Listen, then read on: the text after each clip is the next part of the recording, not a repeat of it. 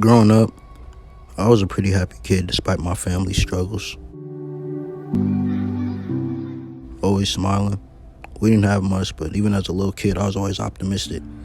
I never really tried to be tough, though I did have anger issues.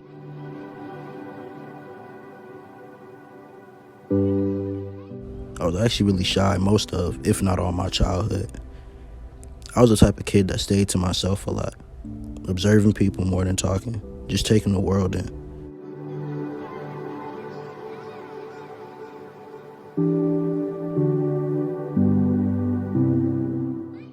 I lost my big brother when I was a baby, so grief was technically part of my story before I could even process what death was. As I got older, more losses came.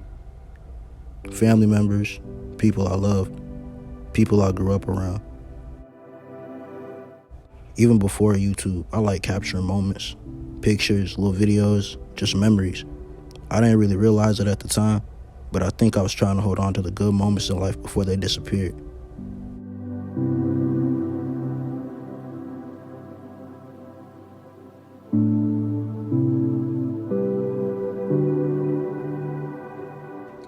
What's good? Treyfo here, it's my first YouTube channel, first YouTube video. At first, it wasn't some big master plan. I was just experimenting. Public interviews, basketball videos, phone call pranks, challenges, really anything I could create and put out into the world. I didn't even really know what I was doing. Alright, it's Life with Treyfo here, man. We're here at the Mall of America. We're gonna get a part 2 for our public interview. Let's get into it. Some videos would barely get views, some would do a little better, but regardless of the numbers, I kept learning. I kept filming, I kept editing, because something about creating made me feel alive in a way I hadn't felt before. I think I'm at 384 subs. It's not a lot, but I'm thankful for the people that do support me. It gave me purpose. For the first time in my life, it felt like I was building something that belonged to me. By 2020 and 2021, I started taking it more seriously. I was still doing different types of content, still experimenting, but the passion for it definitely kept growing. I started realizing this wasn't just a hobby to me anymore. This was something I actually wanted to build a future around. Some of the people closest to me started noticing it too. One of those people was my little brother, Connor. Connor was someone who had really been around me in real life, not just someone I knew. We were outside every day, hooping, walking the neighborhood, just being kids. A lot of my memories have him in them. So when he supported what I was trying to build with YouTube, it really meant something to me.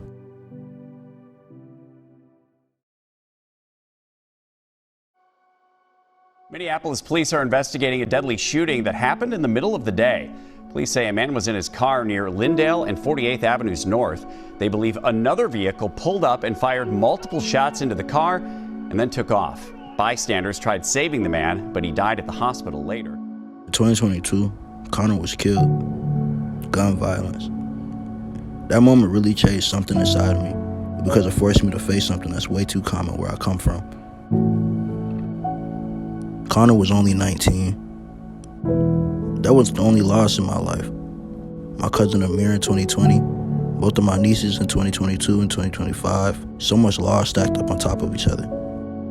When you're dealing with that much emotionally, you don't realize how heavy it is until you stop and really think about it. But instead of stopping, I kept creating. In 2023, I fully transitioned into mic'd up content, pranks, public interactions, comedy, things that would bring energy and reactions out of people. It felt like something I could really build on.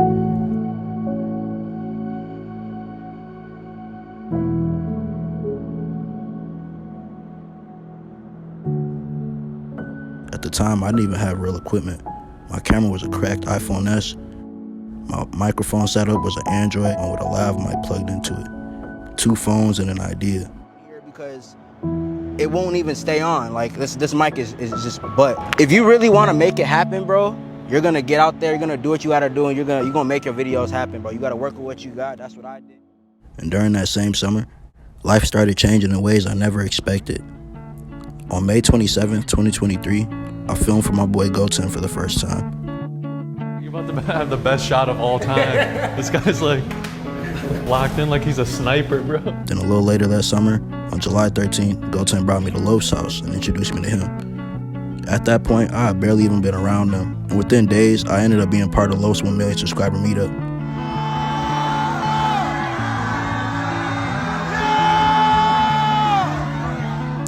That was the first time really seeing how big this content world could be. Not long after that, we were on the road.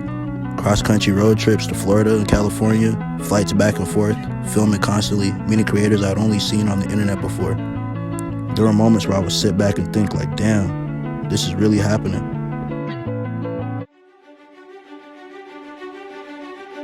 This is literally the longest I've ever been away from the crib. This has probably been like the best week of my life, bro. This has been crazy, bro. I ain't gonna lie. If you'd have told me a few months ago that I would step foot in the YouTube motel where all my favorite creators have been in and made videos in, like the backyard that I'm in right now, I've seen so many videos where like, bro, like, this is just all I want to do, bro. I just want to be able to travel, bro, and make entertaining videos for y'all. And then hopefully get to a point to where making these videos can help me provide for my mom and my siblings. And I believe that it's gonna pay off, bro. God has definitely put me in a very blessed position. I'm definitely soaking this in, bro. Definitely learning what I can from the guys that are here. I even ended up filming with and trolling people like Kobe Covington in Miami and Sean O'Malley in Phoenix. Videos started going viral on Instagram, Facebook, TikTok. People started recognizing me in public, asking for pictures. You said what? I've seen you before on YouTube.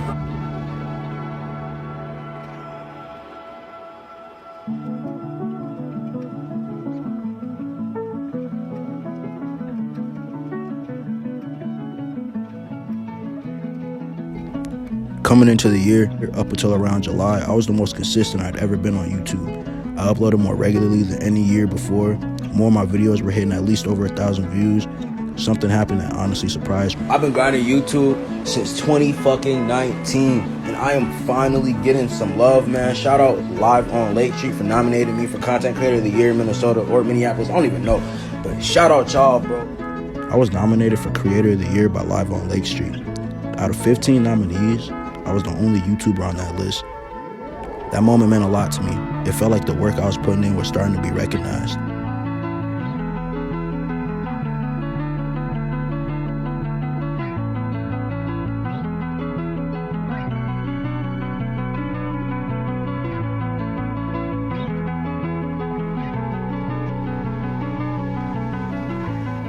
What's up? Nice meeting y'all.